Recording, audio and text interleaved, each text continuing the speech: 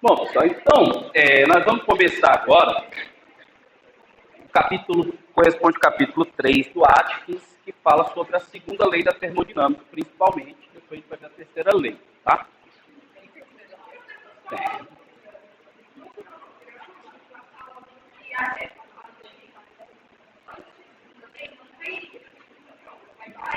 Ah, sim.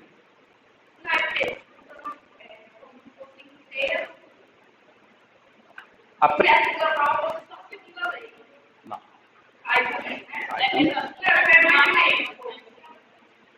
É, é aquilo que eu falei. Eu não vou cobrar uma questão específica da primeira lei ou de gases na segunda prova. Vou comprar. A gente vai ver que na segunda lei tem questões envolvendo os conceitos da primeira lei. Então tem que saber, tá certo? O que vai cair na segunda prova, o conteúdo é... Onde foi que a gente começou? Termoquímica, né? Então, de termoquímica para frente. Tá? Então,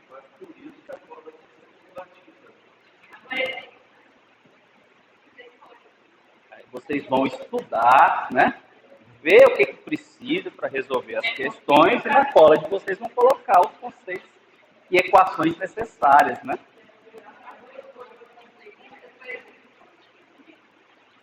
Então, turma, quando a gente viu a primeira lei, né? A gente viu que a primeira lei trata da conservação de energia. Então, quando uma transformação ocorre, a energia é conservada. Então, se liberou calor, realiza trabalho, vice-versa, de modo que o saldo, né, tem que ser igual à variação da energia interna do sistema. A energia não é criada nem destruída, né? Só há um fluxo, né, entre sistema e vizinhança. Mas a gente não viu nada a respeito sobre o sentido de uma transformação.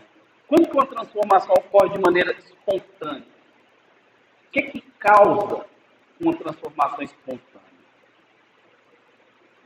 Então, primeiro vamos definir o que vem a ser essa transformação espontânea ou natural. Então, transformação espontânea natural é aquela que ocorre sem influência externa. Você não precisa fazer nada, é só deixar a coisa lá que ela acontece. Tá? Só que ela pode acontecer de maneira rápida ou de maneira lenta. Mas não quer dizer que não vá acontecer. Por exemplo, diamante se converte em grafite naturalmente. Só que esse é um exemplo que a gente não consegue ver na prática. Porque demora tanto que você não consegue perceber de maneira prática, tá? Inclusive tem, por exemplo, os filmes do James Bond, né? 007. Um deles, o título é Os Diamantes São Eternos. Já viram? Ninguém gosta do James Bond aqui, não? Não? Não, agora não era do Simpsons, não. Esse aí era da destilação fracionada. Então eu vou colocar lá para vocês.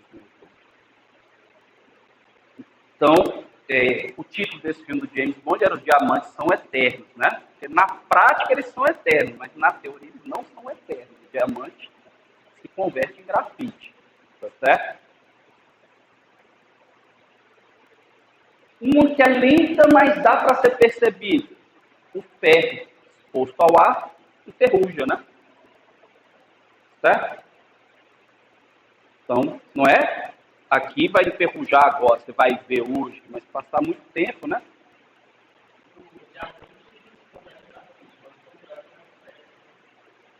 Acontece, mas não de maneira natural. Você tem que aumentar, às vezes uma pressão muito grande no grafite, aí você transforma em diamante. Então, a temperatura tem que mudar também. Aí a gente vai ver lá no diagrama de fase. Então, turma, tá estranho esse projetor hoje, tá? Só ver aqui.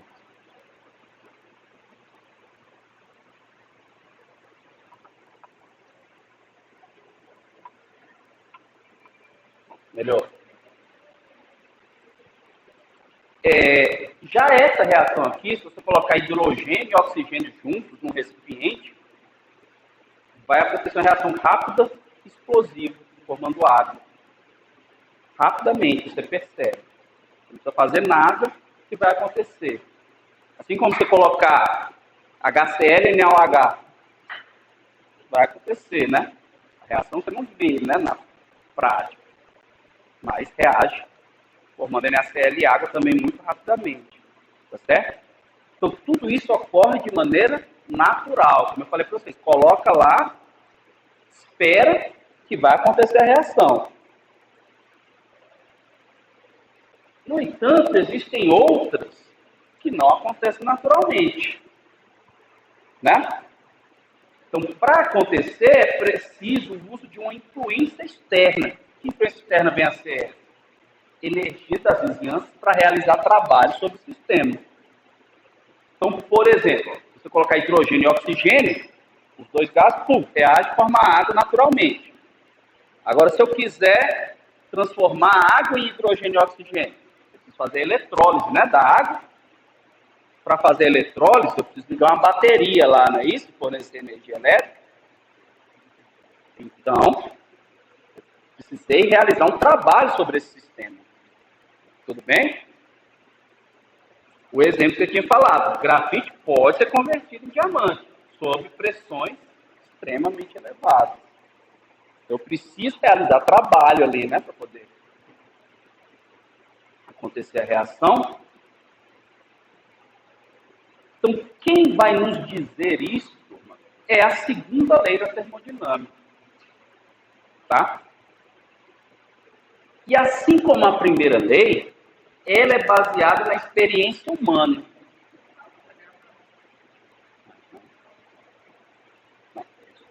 Está sendo gravado. Então, ela é baseada na experiência humana, assim como a primeira lei, né?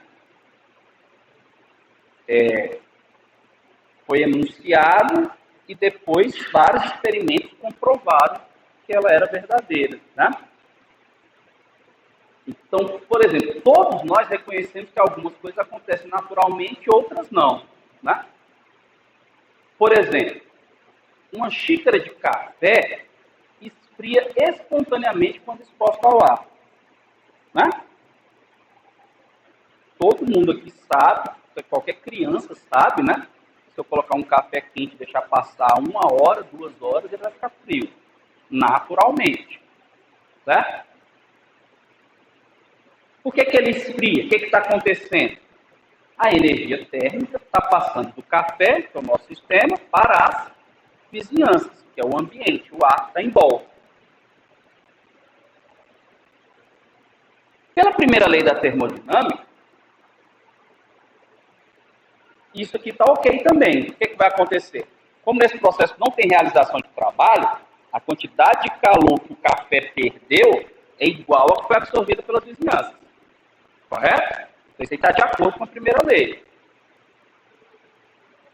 Agora, o contrário. Você pega um café frio e ele sozinho aqui esquenta. Isso acontece?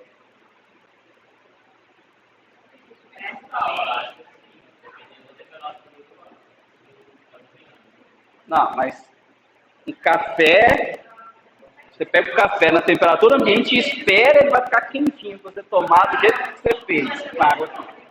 Não, né? Então, será que a vizinhança, o ar, devolveria a energia ao café que voltaria a se aquecer? Não.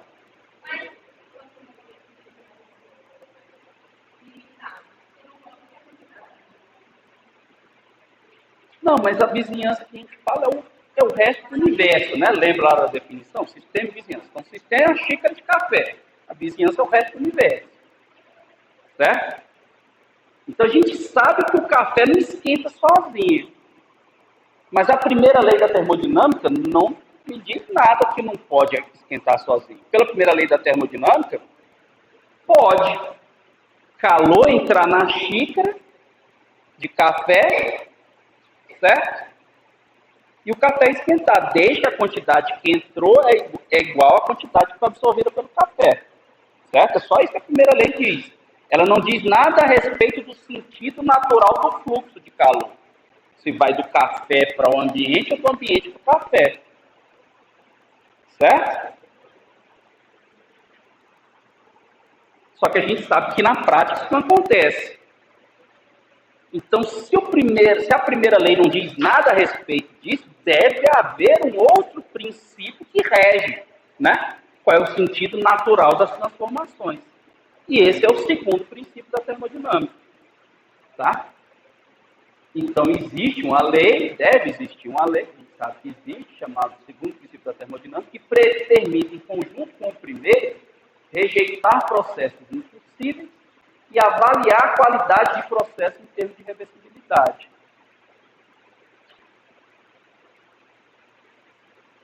Então, a gente já vê esse conceito de reversível, né, lá atrás. São alguns processos irreversíveis, né? Trabalho pode ser transformado na totalidade em calor, como na máquina de Joule. Tá? Isso acontece, né? Você pode pegar trabalho se transformar totalmente em calor. Certo?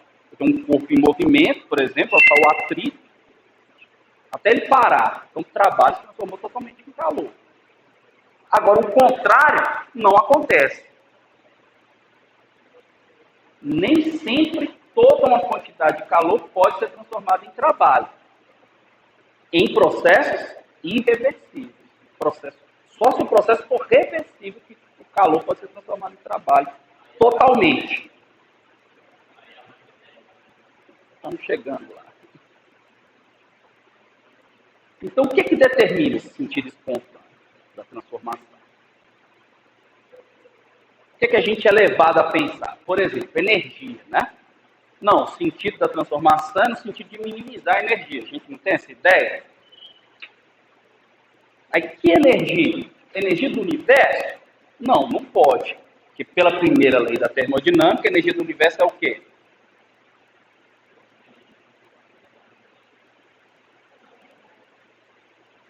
Ela é constante, né? Porque o universo não tem vizinhanças, né? Então, pela primeira lei, a energia do universo tem que ser constante. A variação da energia interna do universo é zero, né?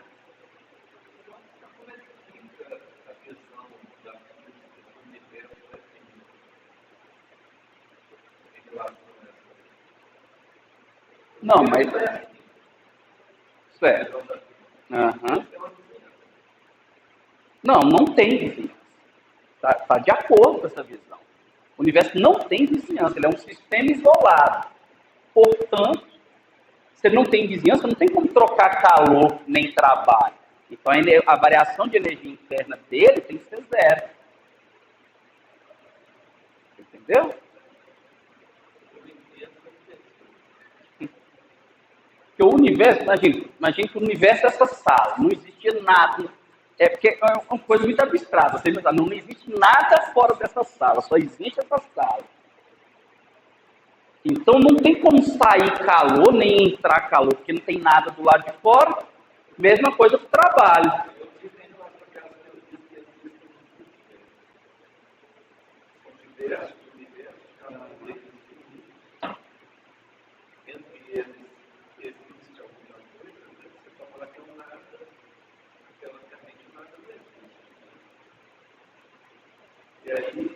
Pois é, então, mas aí são teorias, são teorias, aí dentro dessas teorias ainda tem as teorias sobre existe comunicação entre esses multiversos.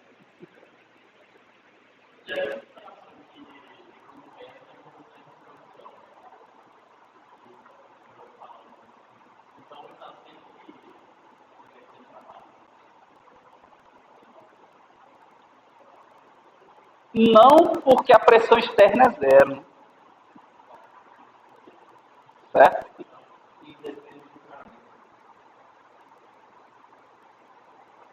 É,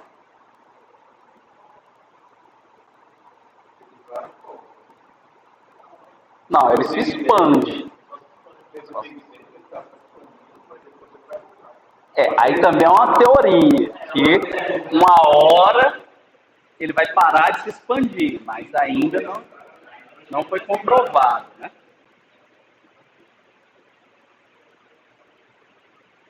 Outra coisa que a gente imagina, não, então vai minimizar a transformação, pode de modo a minimizar a energia do sistema. Mas e as vizinhanças? Se minimizar a energia do sistema, da vizinhança vai aumentar, não vai? Se a energia do sistema diminui, a da vizinhança tem que aumentar. Por que o sistema é mais bonito, que a dele tem que diminuir, a da vizinhança tem que aumentar? Né? Então também não é isso. Então aqui alguns exemplos de fenômenos espontâneos que podem inclusive aumentar a energia ou não alterar a energia.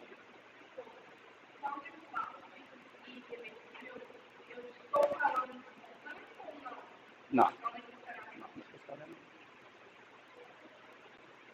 Então, ó, exemplo.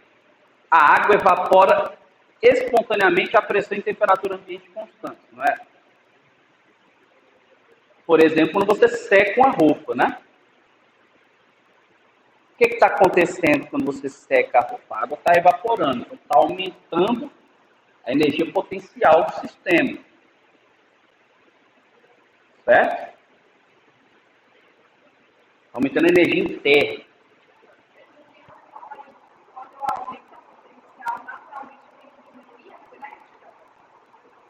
Se a energia permanecer constante, sim. Se aumenta a energia potencial, tem que diminuir a cinética. Certo? Então, é um caso... Não, nesse caso, não, a energia está aumentando. Então, se a energia não está ficando constante, ela está aumentando, uma pode estar aumentando mais que a outra. Se a energia é constante, se um aumenta, a outra tem que diminuir para permanecer constante.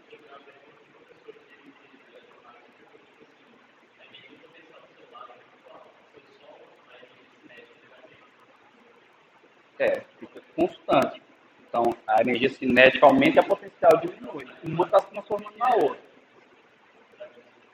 Exatamente. Outro exemplo aqui, que a energia permanece constante. Um gás perfeito, isso aqui que a gente já viu, experimento de Joule, né? Gás perfeito se expandindo, né? Contra o vácuo. Delta U é zero, né? Só que isso aqui acontece naturalmente, não acontece? Então, um exemplo de uma transformação que ocorre espontaneamente e nem mexe com a energia continua a mesma. Então, não é a energia que responde essa pergunta, né? Porque qual o sentido de uma transformação espontânea? Então, transformação espontânea é aquela que não exige trabalho para se realizar. Com base nas observações experimentais do dia a dia, foram formulados os primeiros enunciados da segunda lei da termodinâmica. Um deles aqui é o de Kelvin, ou Kelvin Planck, que diz o seguinte: não é possível um processo cíclico, tá? Eu acabei de corrigir isso aqui, não sei porque não está aqui, tá? Tudo bem. Não é possível um processo cíclico... eu não atualizei o arquivo que está aqui. Um processo cíclico que tem como único resultado a absorção de um calor, de um reservatório térmico e sua completa conversão em trabalho. Então, isso foi enunciado com base nas observações experimentais. É o exemplo da xícara de café. Por que a xícara de café que eu coloco aqui, café frio, não esquenta do nada? Porque não é possível um processo, né? Já estou indo para o outro, do de Clausius. Então vamos lá, volta. Então não é possível, então, você pegar calor, tá certo? Numa máquina que opera, por exemplo, imagina uma máquina que opera ciclicamente, certo? Já vou adiantando, então, aqui a definição de máquina térmica. O que é uma máquina térmica? Né? Máquina térmica, né? Lembrando um pouco de história, Revolução Industrial. Vocês estudaram a Revolução Industrial, não foi? Então, o principal boom da Revolução Industrial foram as máquinas térmicas, né? A máquina a vapor, não é isso? Como que funciona a máquina a vapor? Você tem lá, esquenta, por exemplo, a água, ela evapora, aí se expande, essa expansão provoca um movimento, né, de alguma coisa, só que aí, por exemplo, um pistão, mas o pistão tem que voltar para poder a máquina ficar funcionando continuamente, né? Então, as máquinas térmicas funcionam em ciclos de trabalho, certo? Você aquece, ele vai, realiza um trabalho e volta. Essa volta, obrigatoriamente, tem que estar acompanhada de uma liberação de calor com a fonte fria. Porque para ele voltar, tem que resfriar.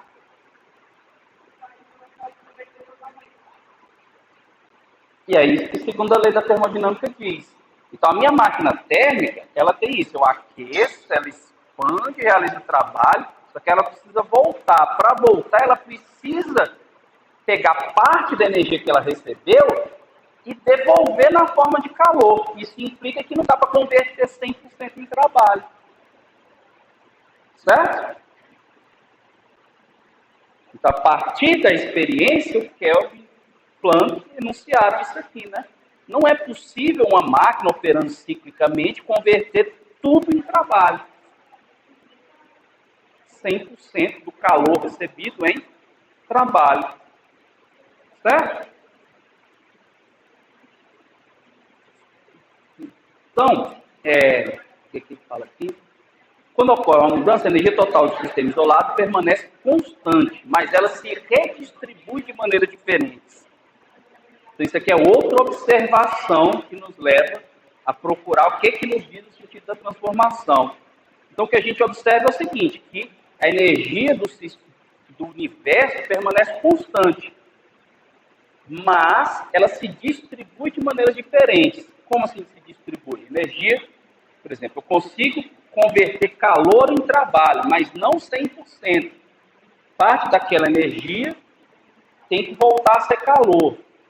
Então, o que acontece na prática, aí o calor a gente viu que é uma forma ordenada de energia, né?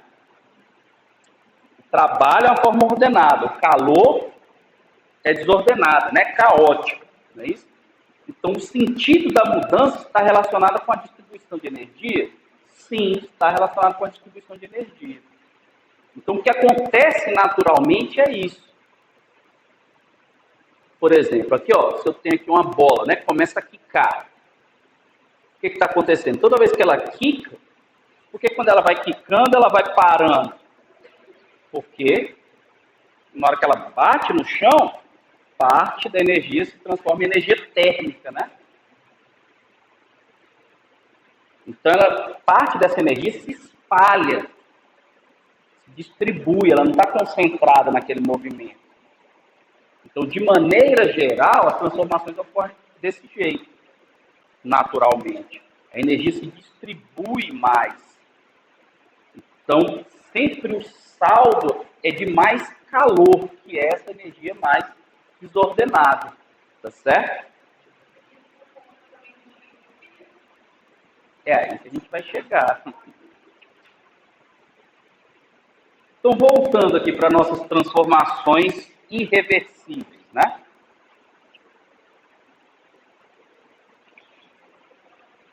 Então, processos irreversíveis são aqueles que ocorrem num só sentido, né? Não podem ser invertidos através de pequenas alterações à vizinhança do sistema, né? Lembram daquela definição que eu dou passos infinitesimais e eu posso voltar, né? Na transformação reversível. Na irreversível, não. Então, nesses exemplos que a gente acabou de ver, a primeira lei nunca é violada. E nos processos inversos também não. Que eu falei lá do café. A primeira lei, pela primeira lei, podia o café esquentar do nada, desde que a quantidade de energia trocada fosse a mesma. Então, quem vai me dizer o sentido no qual ocorre a transformação espontânea é a segunda lei da termodinâmica. E assim como a primeira lei definiu uma função de estado, que é a energia interna, na segunda lei vai surgir uma outra função de estado, que é a entropia. E a gente vai ver aqui de onde que surge essa entropia, tá?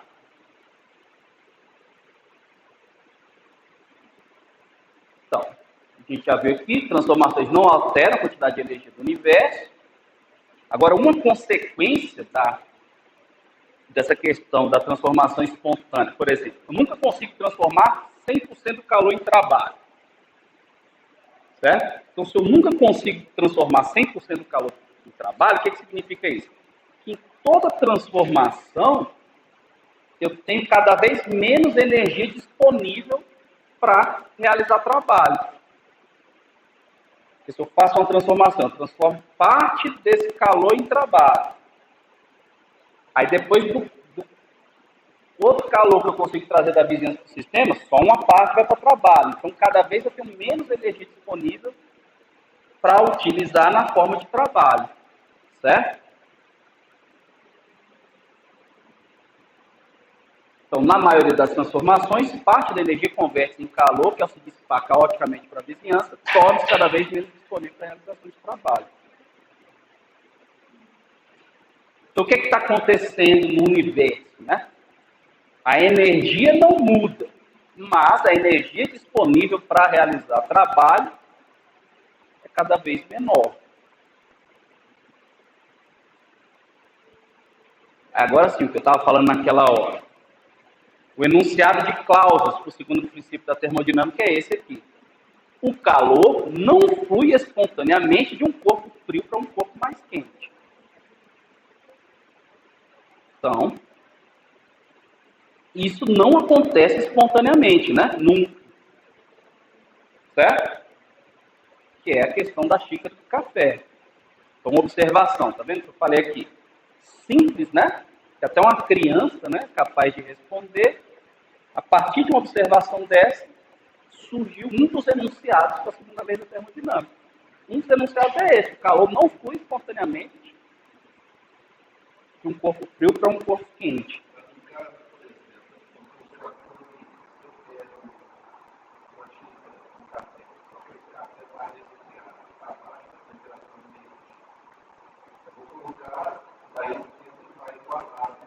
Exatamente. Aí vai fluir calor de onde? Da ambiente quente para o café frio. Então continua valendo isso aqui, né? Certo? Então, isso aqui, turma, já é suficiente para a gente formular a definição de entropia termodinâmica. E da definição de entropia serve para a gente chegar na energia livre, na constante de equilíbrio, definir equilíbrio químico. A partir desse enunciado aqui, olha só que coisa interessante, tá certo? A ciência tem umas coisas, alguns enunciados simples, né, que levam a coisas extraordinárias.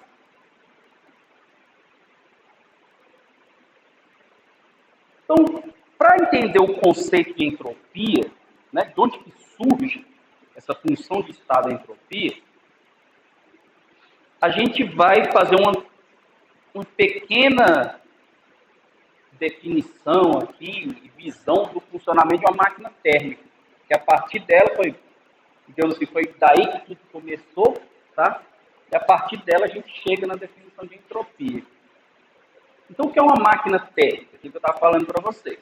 Uma máquina térmica é aquela que converte parte de uma energia molecular aleatória, como fluxo de calor, em energia macroscópica mecânica, que é o trabalho. Então, a substância de trabalho, por exemplo, vapor em uma máquina a vapor, é aquecida em um cilindro e sua expansão move um pistão, realizando assim um trabalho mecânico. Se a máquina opera continuamente, vai ter que acontecer aquilo que eu falei, ela vai ter que voltar, né? A substância precisa ser resfriada e voltar à temperatura inicial, para o pistão voltar à posição original. Aí eu tenho que aquecer de novo, realizo o trabalho de novo, aí volta. E aí o pistão funciona.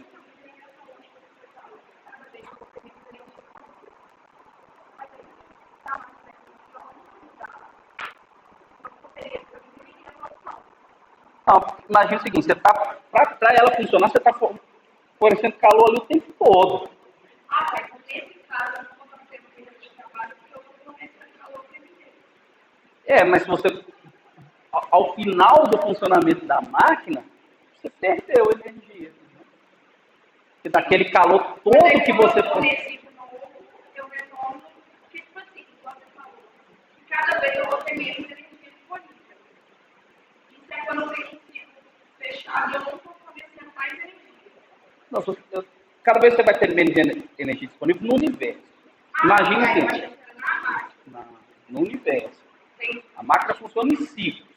Então, no primeiro ciclo, você forneceu 100 joules de calor, conseguiu converter em 50 de trabalho. Aí você precisa, no segundo ciclo, a mesma coisa. 100 conseguiu 50 de trabalho. Então, a cada ciclo, você está fornecendo calor e está conseguindo a metade do trabalho. Então, cada vez você tem menos energia disponível para transformar em trabalho.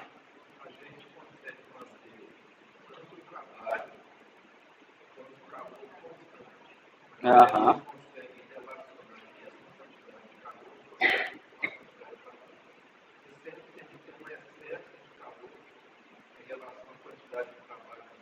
Exatamente. Está relacionado com a eficiência da máquina que eu vou já falar. Tá? Então, todo mundo entendeu, né, esse funcionamento da máquina?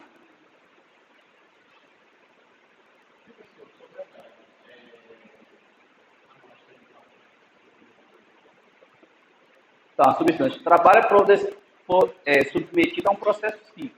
Né? Aí, vamos lá. O que está acontecendo aqui na prática? O que está acontecendo com na nossa máquina térmica?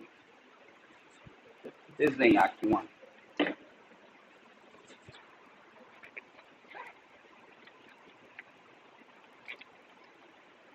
Imaginar aqui que a gente tem na minha máquina,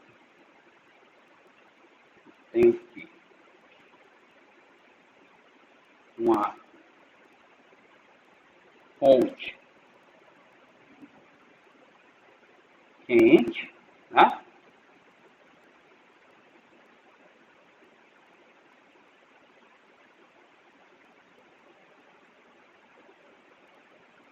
E aqui um reservatório frio. Né? Aqui ela realiza trabalho no meio do caminho. Né? Então, daqui, essa fonte quente fornece aqui para a minha máquina uma quantidade de calor que eu vou chamar aqui de QH. Certo? E aí a minha máquina precisa rejeitar parte desse calor para o reservatório frio, que eu chamo de QC. Certo? H é de hot, C de cold. Tá? Então, o que está acontecendo aqui? Ó? O ciclo funciona da seguinte forma. A minha substância, lá, o meu vapor, recebe uma quantidade de calor da fonte quente, que é o meu QH, certo? Realiza um trabalho que é menos W, por quê? O sistema está realizando o trabalho sobre as vizinhanças, é menos, isso é menos W. E rejeita calor para um reservatório frio. Então, se o sistema está perdendo calor para o reservatório frio, é menos que C. Certo? Com a substância de trabalho retornando ao estado original no final do ciclo. Então, em cada ciclo de trabalho, a substância recebe uma quantidade de calor QH, realiza um trabalho que é menos W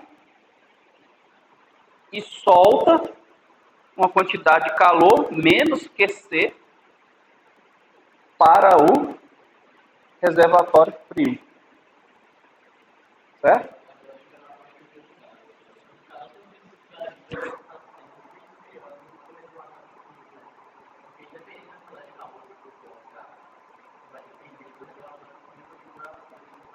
Exatamente.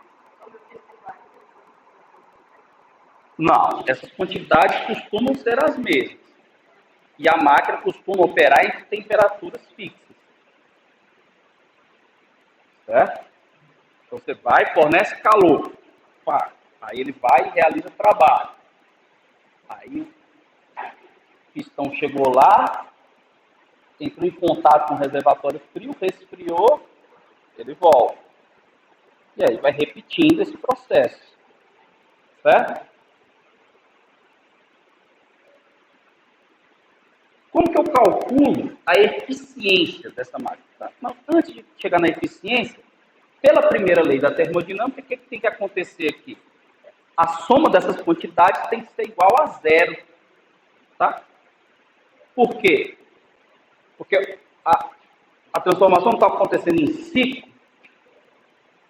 Então, no final de um ciclo, o estado final é igual ao inicial, né? Então, quanto é que é o ΔU aí? Zero. Então, essas somas aqui têm que ser iguais a zero, certo? Aí, como que eu calculo a eficiência da máquina? Para calcular a eficiência da máquina, eu preciso pensar no seguinte: o que é que eu quero que a máquina faça? Realize trabalho, né?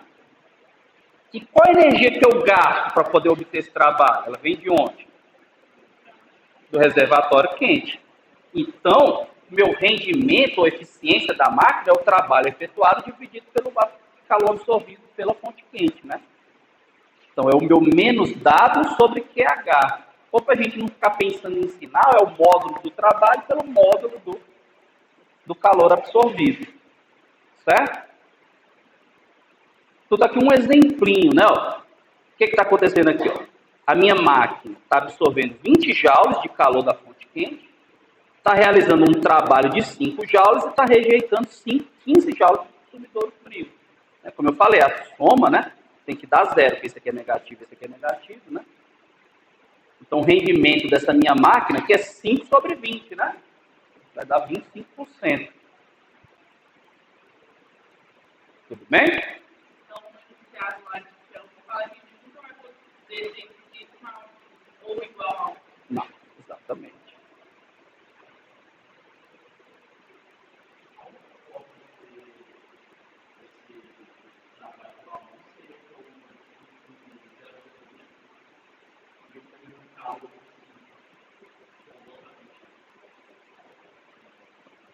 Vamos chegar lá.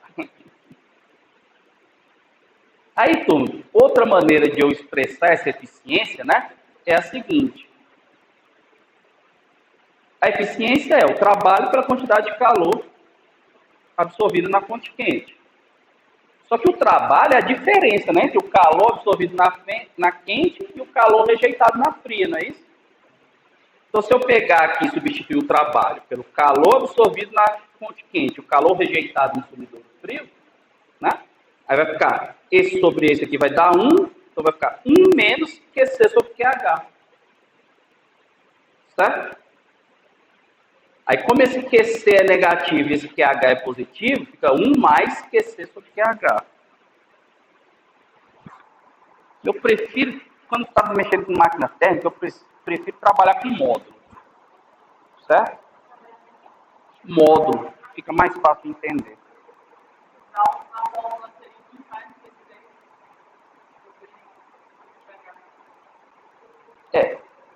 Se eu olhar para os sinais, porque esse aqui é negativo, né? Então eu prefiro trabalhar com módulo. 1 menos módulo de QC sobre módulo de QH. Se eu voltar para cá, ó.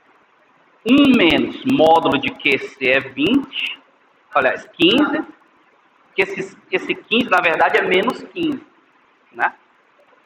Sobre 20. Então, 1 menos 15 sobre 20 dá 0,25. Então, como vocês já observaram muito bem, máquina com rendimento 1 não vai existir. O segundo princípio da termodinâmica já disse que não tem rendimento 1. E máquina com rendimento igual a 1, 100%, transformar o calor todo em trabalho, não existe. E qual o rendimento máximo que eu posso ter? Aí vem o princípio de Carnot, que diz o seguinte: nenhuma máquina térmica pode ser mais eficiente que uma máquina reversible reversível quando ambas as máquinas operam entre o mesmo par de temperatura TH e TC. Então, o Carnot já estabeleceu qual é o limite máximo. Qual é a máquina térmica que pode ser mais eficiente possível? É aquela que opera de maneira reversível, entre as temperaturas TC e TH, a temperatura da fonte quente e do sumidouro frio. Certo? Então, vamos provar esse princípio. Tá? Como que a gente prova esse princípio? Para provar esse princípio, o que o Carnot está dizendo? Que nenhuma máquina pode ser mais eficiente que a reversível, tá certo? Então, para provar isso, eu vou supor que o que ele está dizendo não é verdade e chegar numa condição que viola a segunda lei da termodinâmica. Certo? Que é o que a gente chama por prova por contradição ou prova por absurdo. Já ouviram falar nisso? Hã? Contra-exemplo, né? Exatamente. Então, nós vamos partir desse princípio aqui, ó, que eu tenho duas máquinas operando, tá? Acopladas. Uma delas é reversível e a outra é irreversível. E aí, como o Carnot diz que nenhuma pode ser mais eficiente que a reversível, eu vou dizer o contrário. Eu vou dizer que a irreversível é mais eficiente que a reversível. Certo? E vou chamar essa máquina aqui de uma super máquina, que ela é melhor que a reversível. Tudo bem? Então, a minha eficiência da super máquina é maior que a da reversível. Certo? Eu estou dizendo isso. E depois eu vou mostrar para vocês que, ao dizer isso, eu vou chegar numa situação que contradiz a segunda lei da termodinâmica. Aquele gráfico lá em calcular o trabalho mais, já não é na reversível? Não, aqui não tem nada dizendo sobre o modo de operação, se é reversível ou se é irreversível. Também não está dizendo que esse aqui é o máximo. Estou dizendo, essa máquina específica realiza esse trabalho, com essa eficiência aqui específica dela. Certo? Aí o Carnot estabeleceu esse teto, né? Essa eficiência não pode ser maior do que a de uma máquina reversível. Qualquer máquina não tem eficiência maior do que a de uma reversível. E aí eu vou provar que isso é verdade, dizendo que partindo do princípio que ele está errado e chegando numa violação da segunda lei da termodinâmica. Certo? Então, como que eu provo isso? Como eu falei, eu acoplo duas máquinas, certo? A reversível e a irreversível. A irreversível é a minha super máquina A. E a reversível é a B. Só que a reversível eu coloco para funcionar de maneira contrária. Como assim funcionar de maneira contrária? Ela vai receber calor do sumidouro frio e rejeitar para a fonte quente. Exemplo, uma geladeira. Não é assim que a geladeira funciona? Né? O que a geladeira faz?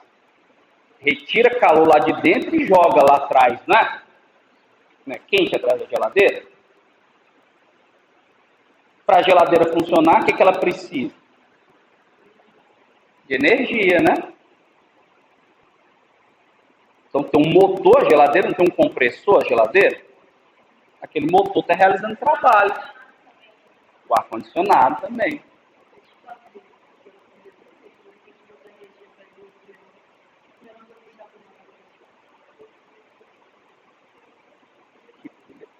Mas ele tem a ver com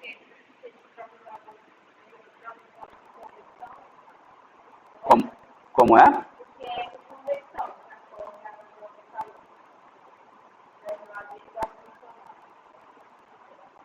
Não, você tem, é exatamente isso aqui. Você tem um motor que está realizando trabalho, um compressor. O que o compressor faz? Comprime aquele gás, né? A máquina térmica, o que ela faz? Você aquece, ele expande e depois volta. Aqui você tem um compressor que comprime e depois ele volta. Comprime, então é uma máquina funcionando ciclicamente. E aí esse trabalho está fazendo o quê? Está retirando calor lá de dentro e jogando para fora. Retirando de dentro e jogando para fora.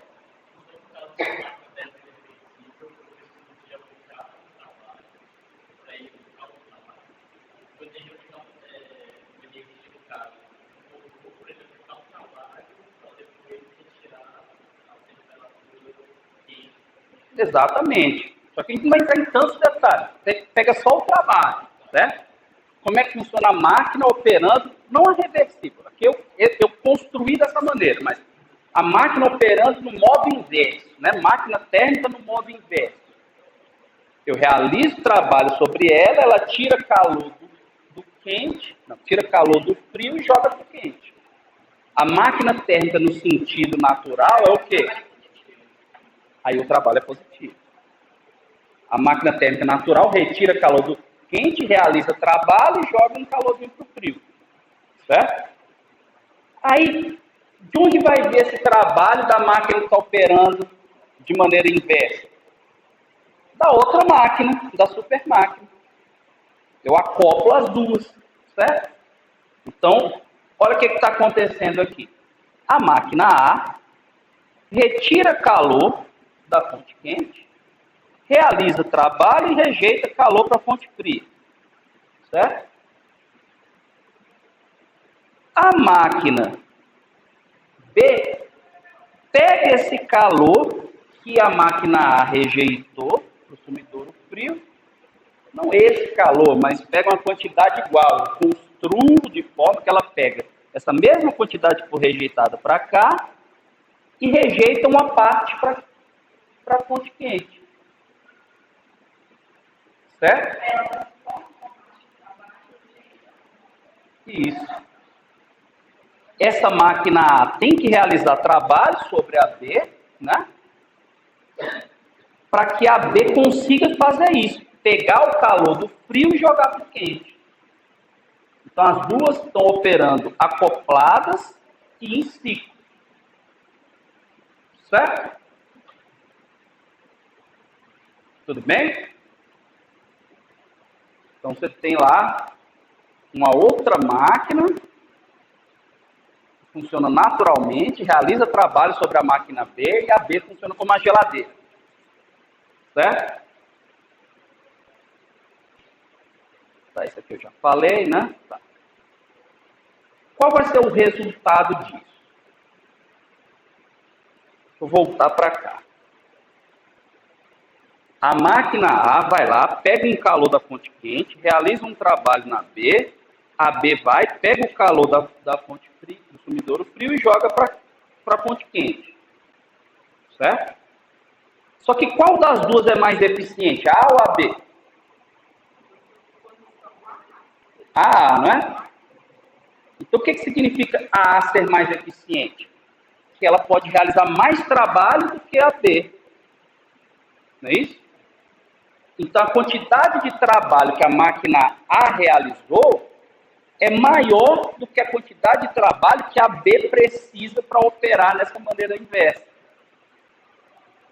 Resultado, se eu olho para o resultado líquido aqui do funcionamento da minha máquina, como o QC que essa máquina A rejeitou para cá, a B pegou para jogar para cá, o QC foi anulado, né, nesse funcionamento da máquina. Então a máquina A, eu posso dizer que o resultado líquido disso aqui foi o quê? A máquina A pegou uma quantidade de calor da fonte quente, realizou trabalho na máquina B e jogou uma parte para a fonte fria. Resultado, no final das contas, do funcionamento dessas minhas duas máquinas acopladas, calor foi transformado em trabalho, 100%. Porque o meu sumidouro frio aqui, no final das contas, não serviu para nada.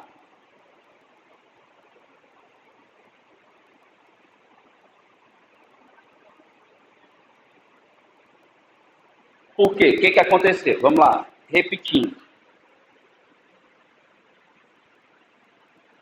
calor que a máquina A rejeitou para o sumidouro frio foi pego pela máquina B, certo? E jogado de volta uma parte menor para a fonte quente, porque ela é menos eficiente. Então, no final das contas, o resultado líquido do funcionamento dessas duas máquinas acopladas foi o quê? Foi retirada uma quantidade de calor QH menos Q'H da fonte quente, e tudo isso foi transformado em trabalho.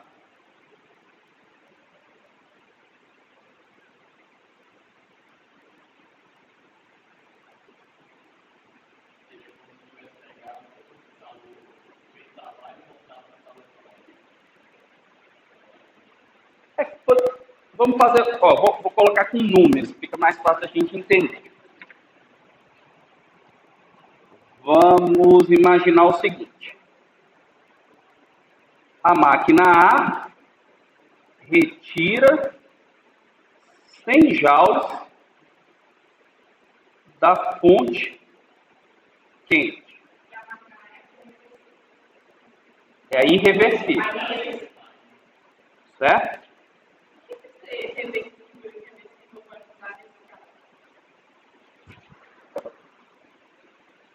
Eu supus que a irreversível é mais eficiente que a reversível. Certo?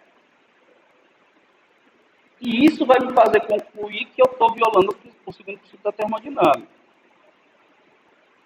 Já já a gente vai chegar numa parte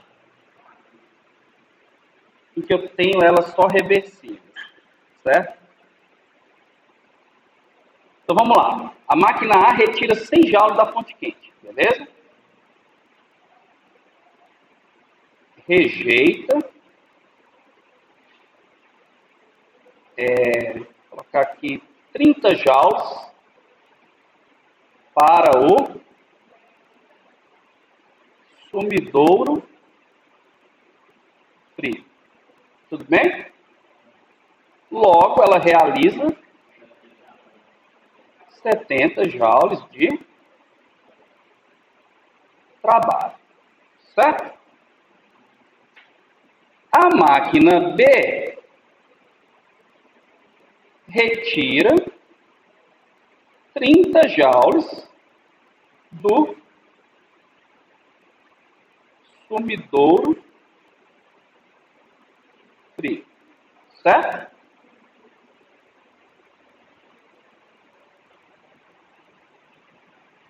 Rejeita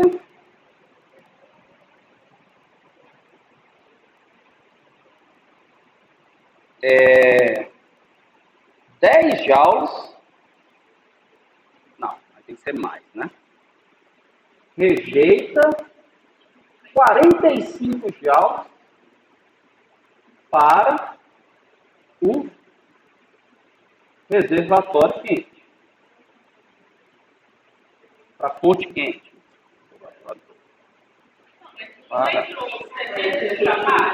Não. É aí que eu quero chegar. Rejeita 45 para a fonte quente.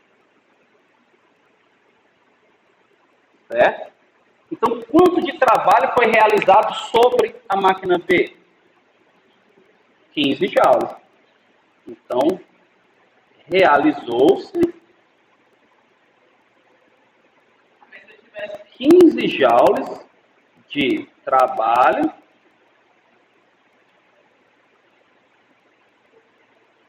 em B. Hã? Como é? Em vez de 45, eu ponho 100. Esse jogo 45. Tá onde? Porque a máquina A é mais eficiente que a B. Se eu tivesse colocado 100 aí, a B ia ser mais eficiente que a A. Hã? Não. Não. Ela falou, 100 seria iguais. Então também continua não sendo mais eficiente, né?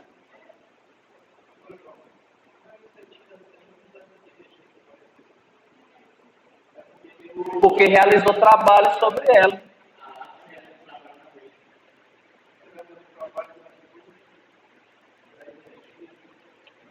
Não. Bom, o que está acontecendo aqui?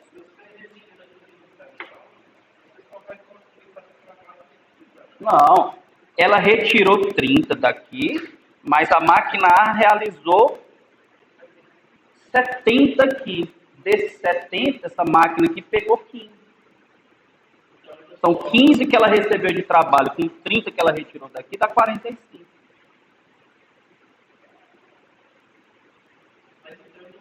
Entendeu?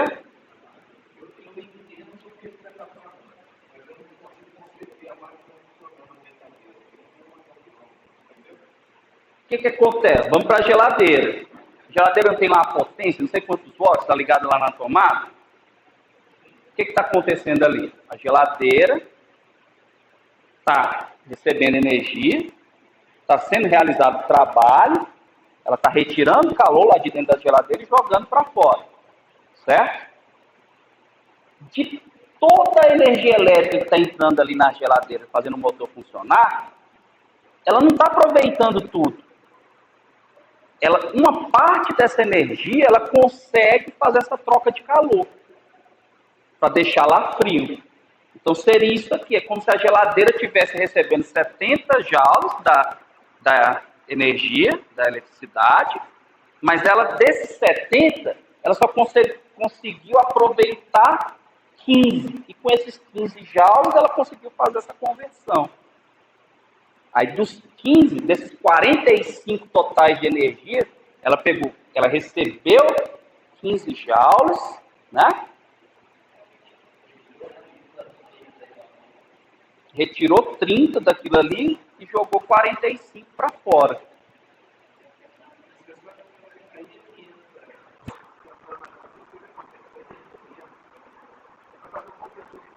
Aham.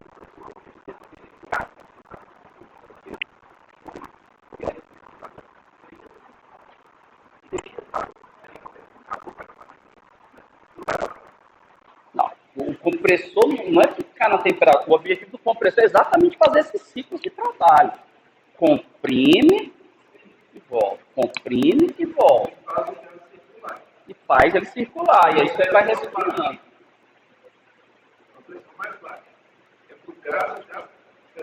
Comprime, aumenta a pressão, expande e diminui a pressão.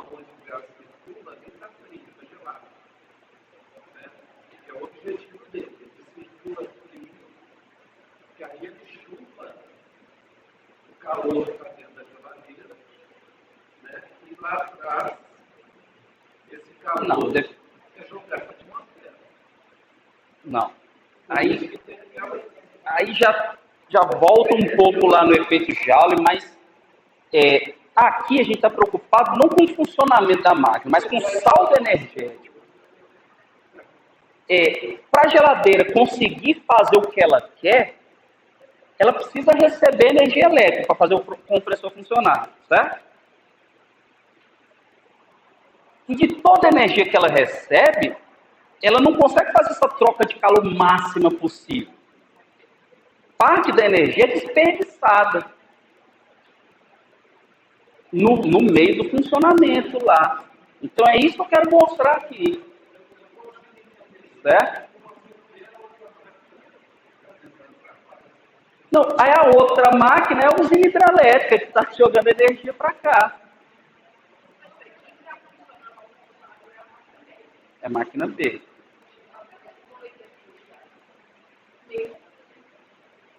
Certo?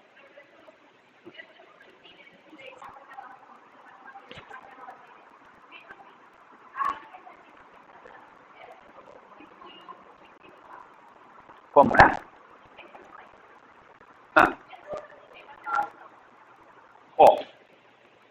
Para uma geladeira funcionar, eu preciso fornecer energia para ela, né? Aqui, de novo, a gente não vai entrar em detalhes do funcionamento da geladeira. Qual é o princípio de funcionamento da geladeira? A energia elétrica que ela recebe, certo? Mexe com um compressor lá dentro que realiza trabalho.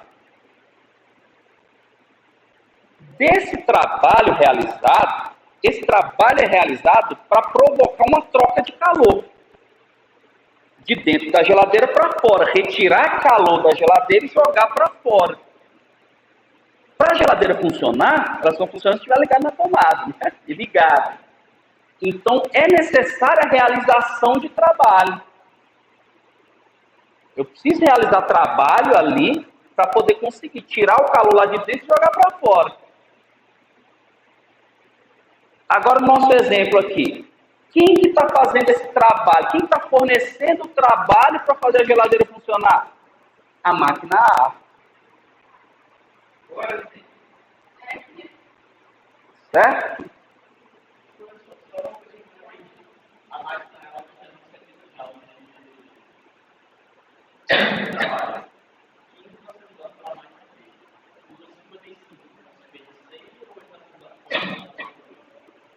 Nesse exemplo aqui está sendo desperdiçado. Certo? Mas onde que eu quero chegar com esse nosso exemplo aqui? Que eu coloquei os valores aqui. Eu estou numa dúvida aqui para ficar menos controverso. Vou colocar aqui que retira menos, tá? Vou colocar aqui 10 para ficar mais exagerado. E aqui vai ficar 90, certo? Tudo bem? Então, ó, a máquina A... vai mudar aqui, né? Aqui eu vou deixar 45 mesmo. Só litros não, tchau. Então, quanto que vai rejeitar? 55, né?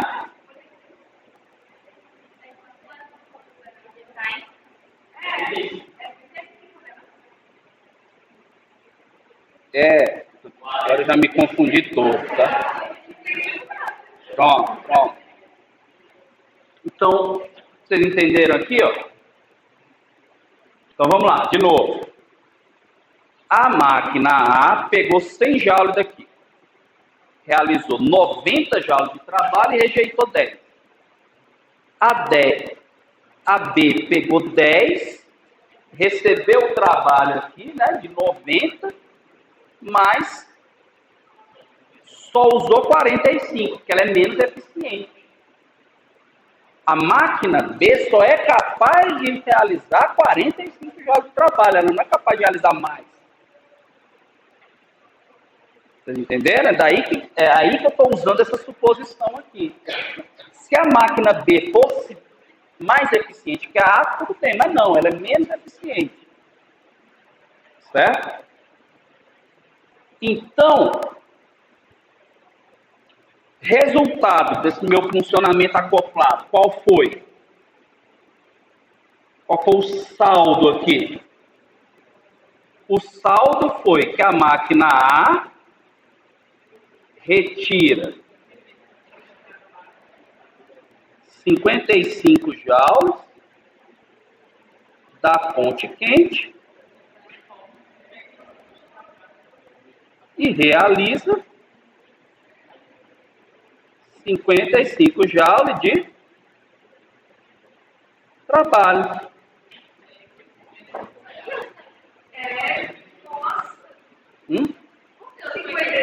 É 55? É 55, sim. É porque ele rejeitou 45 para quente. Então eu retirei 55. Então eu retirei 100, no final voltou 45. Eu retirei 55. E o trabalho é dos 90, ele usou 45. Oh, peraí. Realizou 35. Sobrou 55. Certo? Vamos lá, de novo. O que a máquina A fez? O que aconteceu com a fonte quente? Certo? O que aconteceu com a fonte quente? No final das contas, saiu 100 joules de lá, saiu 100 joules e voltou 45. Saldo, saiu 55.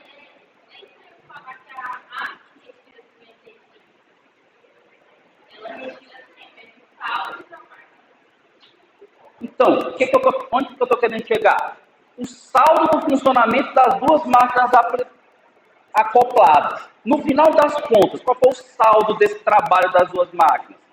Saiu 55 joules líquido da máquina A e foi realizado 55 joules líquidos de trabalho.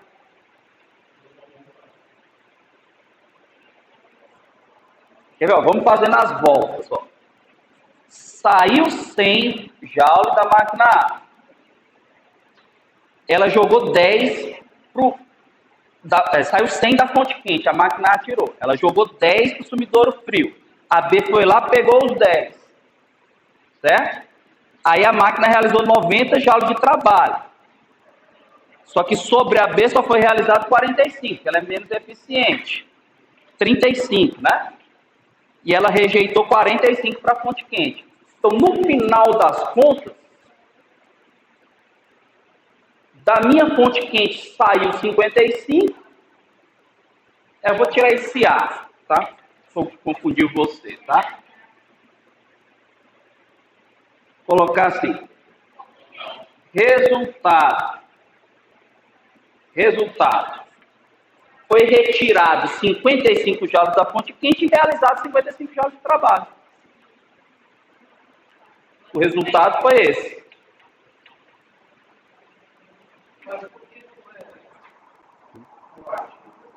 Hã?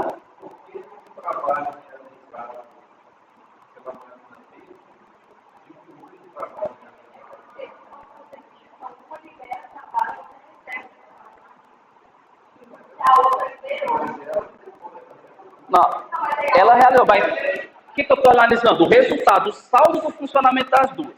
A A realizou 90. Desses 90, 35 foi usado para B operar.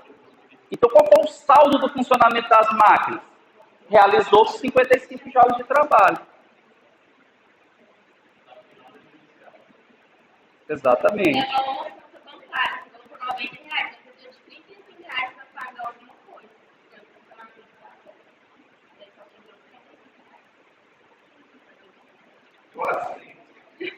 Então, o que aconteceu? É porque você...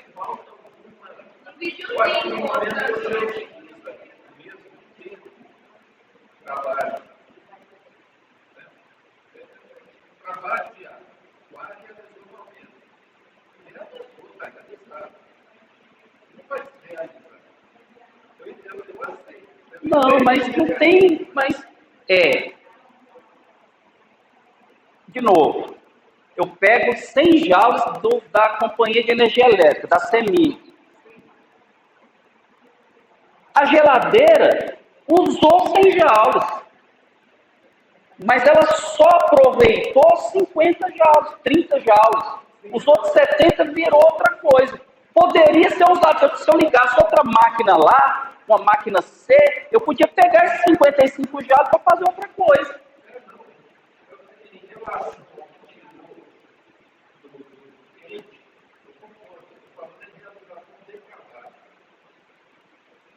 Como assim?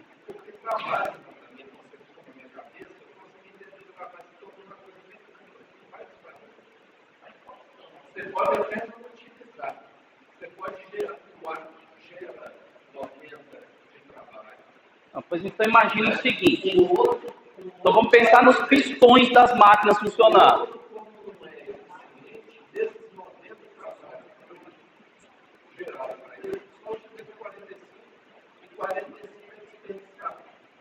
Não, mas vamos lá então. Você tem as máquinas estão comunicando, certo? A primeira máquina realiza o trabalho, aí comunicou com a outra, que comprimiu aqui, certo? Uma maneira está ligada lá, essa aqui foi comprimiu. Então essa máquina A, o pistão não subiu os 90 que ele ia subir, subiu o que 55 me diz, certo? Então, em cada ciclo, o que está acontecendo? As duas máquinas operando em conjunto estão retirando 55 joules de calor e realizando 55 de trabalho. Então, esse é o saldo do funcionamento conjunto das duas máquinas. Uma está comunicando com a outra, ela está pegando parte do trabalho aqui, essa máquina está comprimindo, está usando o compressor da outra aqui e está realizando trabalho. Está realizando 55 joules de trabalho. Então, está pegando 55 e realizando 55, pegando 55 e realizando 55. Então, as duas máquinas acopladas funcionam como se fosse uma só, retirando 55 joules de calor de uma fonte quente e realizando 55 joules de trabalho.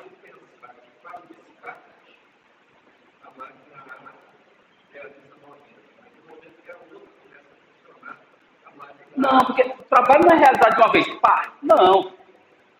O pistão vai deslocando e o trabalho vai sendo realizado. Se elas estão acopladas, o trabalho, as coisas já estão sendo simultâneas. Um está ligado no outro, uma está subindo, a outra está descendo. E ao final de um ciclo é realizado 55 joules de trabalho. Certo? Beleza. Então, turma, esse resultado contradiz, né?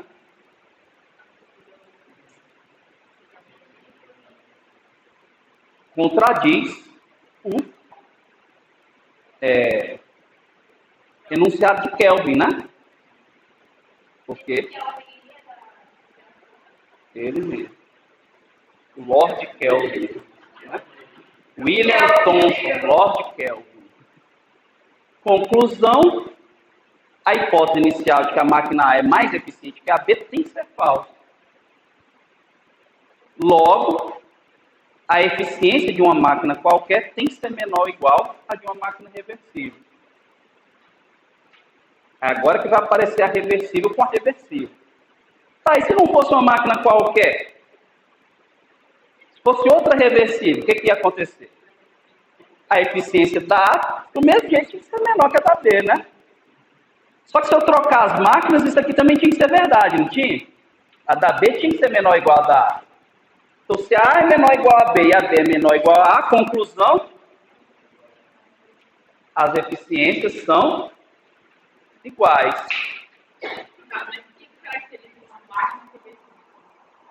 Máquina reversível é aquela que opera em passos infinitesimais.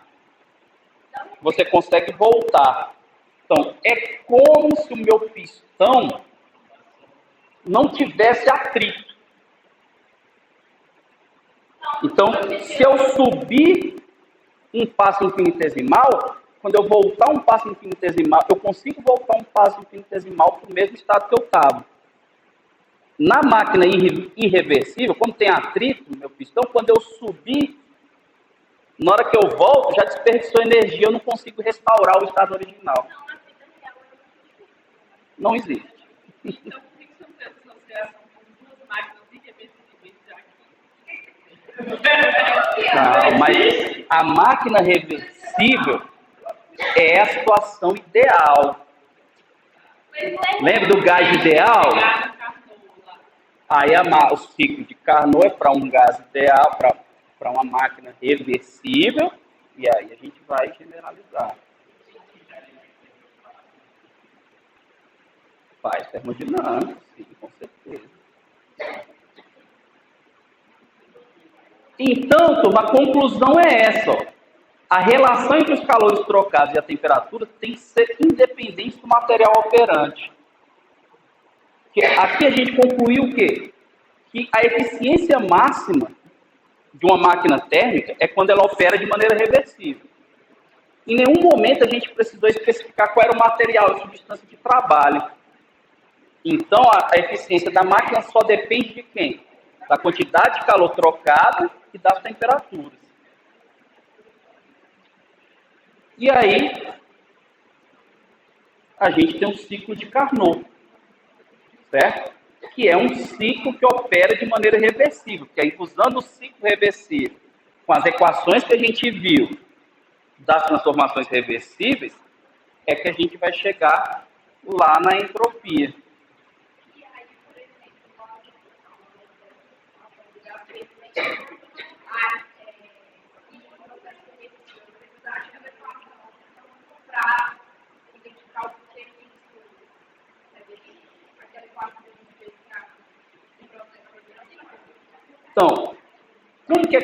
funciona o ciclo de Carnot?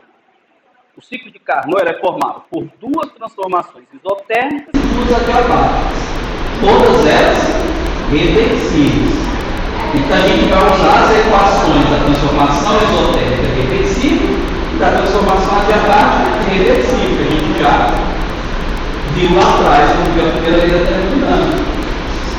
Então por isso que a gente precisa mostrar que a reversível é a melhor, e aí vai usar a reversível para calcular a eficiência. Nesse cálculo da eficiência, no meio da história vai aparecer por aqui. Certo? Então, só falando do ciclo de Carnot, antes de encerrar aqui, por que o ciclo de Carnot tomou essas transformações? Porque imagina o seguinte, o funcionamento da máquina de luz. Eu tenho lá, os únicos momentos em que ocorre troca de calor são quando a substância de trabalho absorve o calor da fonte quente e quando rejeita o substituto quente. Certo? Então, o que tem que acontecer aqui? Nesses dois momentos, são os únicos que ocorrem troca de calor. No meio do caminho, não pode haver troca de calor. Então, se não pode haver troca de calor, as transformações aqui no meio do caminho são adiabáticas. Por isso tem as duas adiabáticas aqui. Então, como que funciona aqui na prática? Aqui eu estou no... A substância de trabalho está retirando o calor da fonte quente, certo? Quando ela retira o calor da fonte quente, o que vai acontecer? Ela vai expandir, certo? Mas assume-se que esse reservatório, essa fonte quente é muito maior do que a substância de trabalho, de modo que a temperatura não varia. Certo? Não, vai variar mas significativamente. Então essa primeira transformação ela é isotérmica. Então ela retira calor e expande isotermicamente.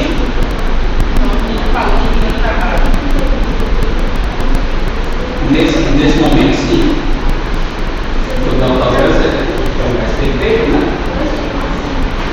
Aí, minha substância expandiu, só que agora ela vai ter que resfriar e voltar, né? Para resfriar, o que ela tem que fazer? Ela vai baixar a temperatura, né? Ela vai começar a descer, né? Meu pistão chegou lá em cima, agora vai começar a descer, né? Então, como não há troca de calor, né? A transformação ela é adiabática. Até... Não, aqui ainda está expandindo, né? Aqui ainda está expandindo, tá? É tipo assim, eu estou lá no reservatório quente, aí o pistão foi subindo, ele foi chegando no subidor frio. Aí aqui, pá, chegou no subidor frio. Então a temperatura cai, mas a transformação é adiabática, sem troca de calor. Ele está chegando no subidor frio. Aí pá, chegou no subidor frio, o que ele vai fazer? Rejeita o calor, né? Mas aí, por exemplo, a adiabática sem troca de calor, só que os outros subidores frio. Não, por isso que eu falei, chegou não, está chegando. Ah, tá. Não, tá. Tá? Então ele só está baixando para resfriar. Então, ó, ele pronto, aqueceu, pá, subindo. Aí está chegando no subidor frio, a temperatura começa a cair, certo? Mas não há troca de calor. Chegou no subidor frio, o que ele faz? Pá, joga o calor lá, né? Joga o calor, comprime isotermicamente. Aí já não é mais adiabático. Não, é isotérmico. Aí comprime, voltou. Estou chegando no reservatório quente. Pá. Sobe a temperatura, né? E aí? Então, está lá meu pistão, né?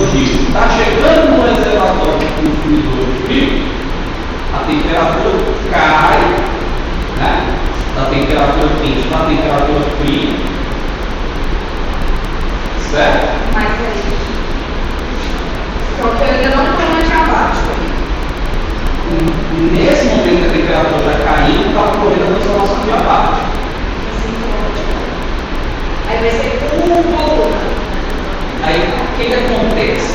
O calor se transformou em trabalho. Porque na diabática, o que é igual a zero, né? Delta 1, mudança na variação de energia interna, não é calor do trabalho. Aí chegou no sumidor do frio, o que ele faz? Rejeita o calor. Ele rejeita o calor, ele comprime, né? Comprime, não é isso? E para voltar para o estado inicial, o que ele precisa fazer? Absorver o calor, que é uma previsão considerar o trabalho também. Aí tem o trabalho, o trabalho é realizado sobre o sistema. Só que aí altera o sinal. Exatamente. Então, qual o trabalho realizado no final das contas? É a área, né? Isso aqui.